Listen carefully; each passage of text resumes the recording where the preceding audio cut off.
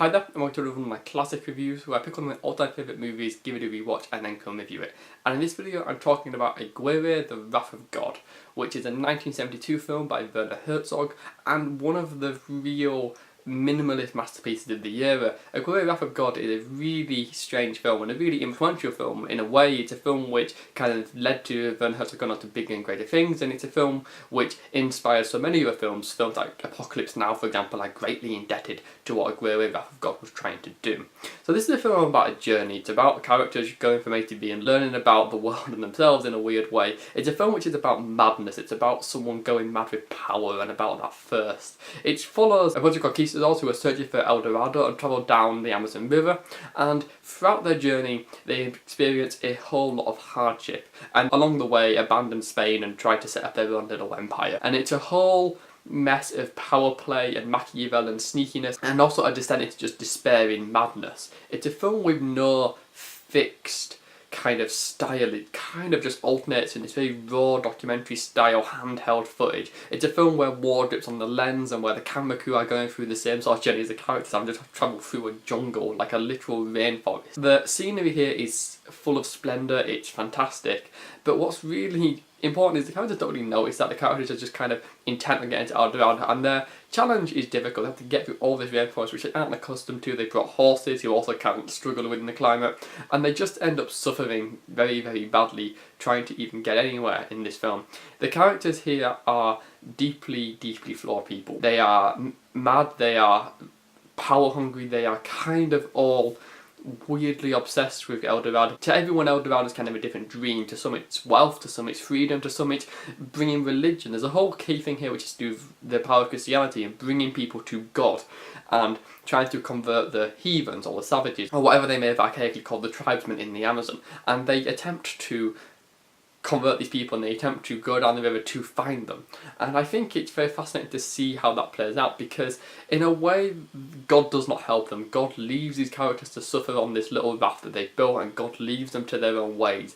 And it's almost like God has abandoned them. The absence of God in itself might be a presence of God. It's almost like God is trying to tell them not to go and convert the savages. Or is it that God is testing them and really forcing them to work to do it, to show how faithful they are to him? It's a film with no real firm answers because God is silent, as God is silent in genuine life. There's also the whole aspect of Aguirre, the character, who is this brutal, unforgiving character who really only cares about one thing, his daughter, but then he also cares only about power. He starts off the film with a significant amount of power in the hierarchical society that he's in, but he wants to get higher than that. He wants to gain more power, even if his power becomes relatively less in the grand scheme of stuff, because his new empire that he creates is basically just a little raft in the middle of nothing. He doesn't have an empire, but he gains power. He wants absolute power over nothing rather than a little bit of power over more. So he goes with absolute power and it drives him kind of insane. He is the Wrath of God. He is the conqueror of the men on the raft. He is the person who has led them to this point.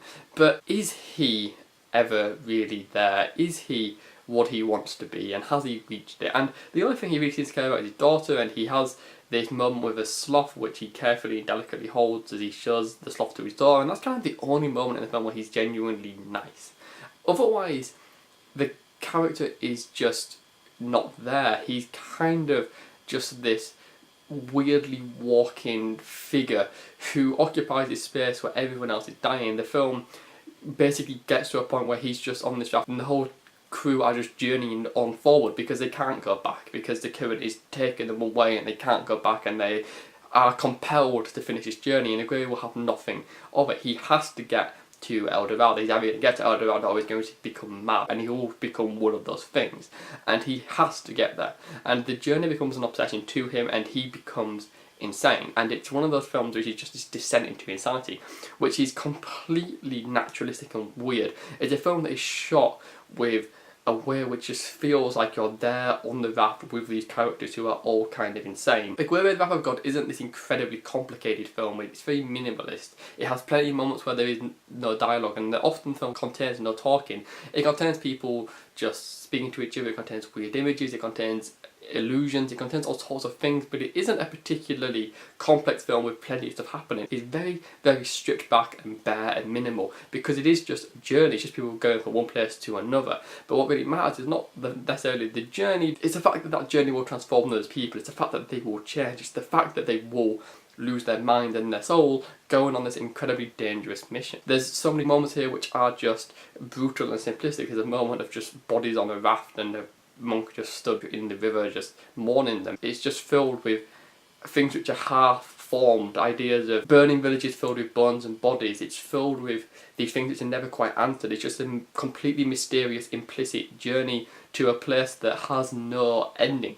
And I think what makes Aguirre Wrath of God such a masterpiece is that it's open to interpretation in a lot of ways, but it's also very much stripped back and feels like there is no interpretation. It feels like it just is. It feels like it's just events. It feels like it's just history. It's obviously kind of fictitious. The characters are only sort of half based on real people, but it has a lot of bizarre reality to it. It also has this bizarre thing because it's about Spanish characters, but they filmed it in English and it's dubbed in German. So if you watch it in English with English subtitles, you're actually watching people dubbed into German speaking English for Spanish characters subtitled in English, and it's a convoluted set of languages, which is just an interesting trivia fact. But the film still holds up. It doesn't really matter that it has like dubbing errors and things like this, and it doesn't really matter that it's not the best produced film. What really matters is it's got this absolutely fascinating, ambiguous energy that is desperate, and the filmmakers have gone on a journey to capture this complete lie, to capture these characters who are believing in a lie, and to capture them on this strange journey that leads to nowhere. It's a film with no real ending, but it has an absolute energy, a heart and soul that is fascinating. It's an ambiguous masterpiece with no real finale and no real beginning. It's just as it is, and it's a very minimalist, genius piece of work. It's very much a film that holds up, and it's incredibly inspiring film just because of how many fantastic things it does with so little. It's truly a masterpiece. So that's what I think of Aguirre Wrath of God. Have you seen it? I'd love to hear your thoughts. Please leave me a comment. If you like this video, please give it a like. If you want to hear more of my reviews, you can subscribe. If you want to read more of my reviews, you can follow me on Letterboxd or Twitter, links in the description. And thank you for watching.